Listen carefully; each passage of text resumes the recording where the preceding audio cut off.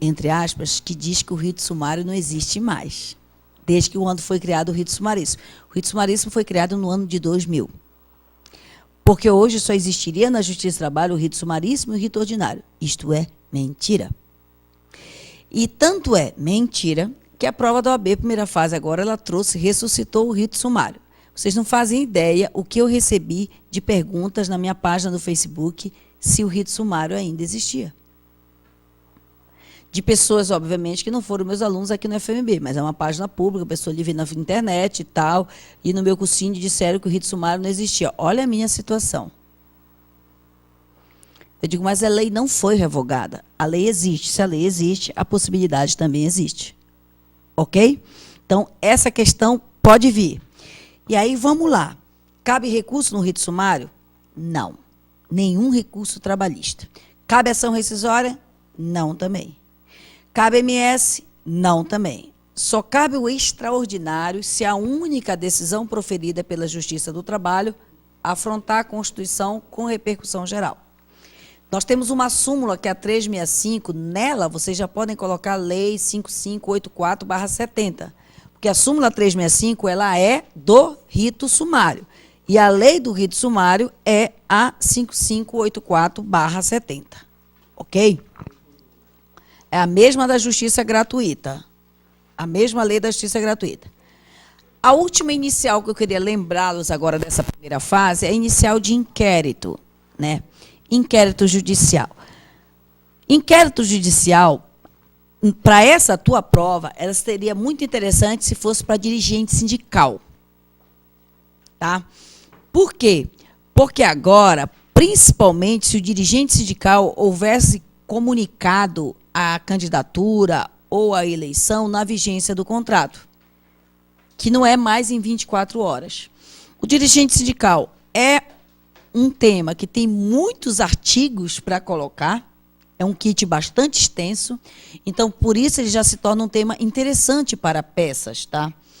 A inicial de inquérito, como ela é uma inicial pequena, na minha cabeça, ela se torna mais interessante se ela aborda dirigente sindical, porque é um tema que tem muitas fontes. Tá? Então, tem muitos detalhes o dirigente sindical. Qual é o cuidado que tu tens que ter na tua inicial de inquérito?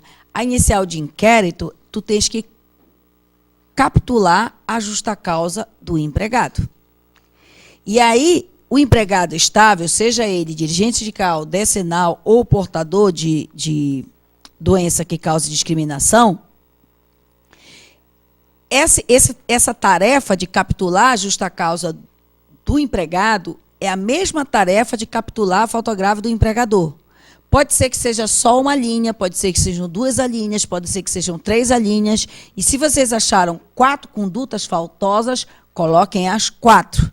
Nada de fazer escolhas. Se acharam só 2, 2. Acho muito improvável que fosse apenas uma conduta, sendo uma peça de inquérito. E justifico. A prova precisa quantificar os pontos. Se ela jogar só para uma conduta, a quantificação de pontos de fez isso, acertou tanto, fez isso, fica pequena demais. Tá? Então, eu acho mais razoável para inquérito, que seja um inquérito de dirigente sindical, porque tem mais artigos e súmulas para discorrer. Tá? Tem a súmula 379, que diz que tem que ter inquérito para o dirigente sindical. E tem a 369, que fala da estabilidade do dirigente sindical. É o único estável que está na Constituição, na CLT, em mais de um artigo. Então, o cara pode exigir na redação o 543, que fala da estabilidade, o 522, que fala do limite, o 853, que fala que tem que ter inquérito, o artigo 8º, inciso 8º da Constituição Federal. Olha quantos artigos o cara tem para te exigir em termos de gabarito. Então, perdoe-me se eu estiver equivocada, mas eu penso que se fosse uma inicial de inquérito que é pequena, ela se torna bem mais interessante sendo inquérito de dirigente sindical. Tá?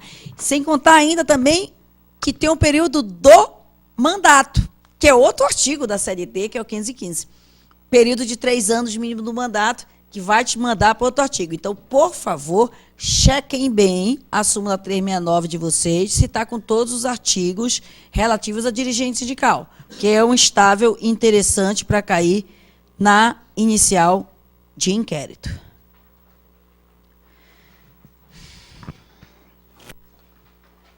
Aí, vamos lá.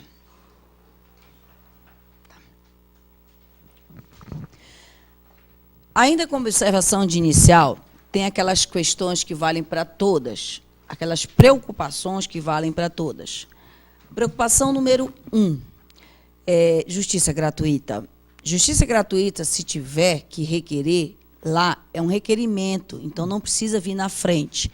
Quem já tem o hábito de escrever o pedido de justiça, de concessão de justiça gratuita na frente, deixa assim, não precisa mudar agora, tá? Já tem o hábito de fazer assim, deixa assim. Agora, não nos esqueçamos, tecnicamente, a justiça gratuita é um requerimento, tá? Que deve vir antes do requerimento para notificar o réu. Quando é que eu peço justiça gratuita? Se o caboclo recebe até 2 salários mínimos ou se ele está desempregado ou com dificuldades financeiras, tá? E quando eu pedir justiça gratuita também, quero Constituição Federal, quero CLT e quero Lei 5584/70. Constituição Federal, CLT, tem muitos dispositivos, tá? Outro assunto que te causa dúvida, né? Honorários advocatícios sucumbenciais. Quando pedir? Se o problema teu é que você é advogado do sindicato, é para pedir, cara. Não me importa o que é o tipo da ação, é para pedir, tá? Porque provavelmente você vai estar com um empregado que recebe até 2 salários mínimos ou é pobre. São 2 os requisitos. Então, você tem que deixar isso claro no pedido, tá? O patrono é advogado da entidade sindical que representa o autor, que recebe até 2 salários mínimos ou que se declara pobre. Enfim, você tem que deixar claro que existem os 2 requisitos. Percentual, até 15%. Além do dispositivo legal, não é para escolher súmula de honorários advocatícios sucumbenciais. A hora que falar de honorários advocatícios sucumbenciais, são 2 súmulas, 329 e 219. É um casal de súmulas, não quero uma só, tá? 329 e 219. Outra coisa, qualquer ação. Isso está, inclusive, no inciso 2º da súmula 219, que cabe honorários sucumbenciais para ação rescisória. Tá? Se preencher esses requisitos para qualquer ação. Só se preencher esses requisitos. Aí, outra coisa é que eu te falei aqui na atualização. Não se esqueça do AJ 421. Se tiver uma ação proveniente da Justiça Comum, mesmo sendo relação de emprego, os honorários advocatícios vão ser 20%. E segue a regra do CPC. Tá? Se não for Justiça Comum, ou se não for relação de emprego, se for relação de trabalho, que aí vocês podem estar diante de um recurso, aí a gente segue a instrução normativa. Tá? Como peça, eu acho mais provável que vocês tenham a hipótese das súmulas, casal de súmulas, ou a hipótese da OJ 421, se for uma ação proveniente da Justiça do Trabalho. Tá? Outra coisa que causa dúvida para o aluno, normalmente relacionada à inicial, comissão de conciliação prévia.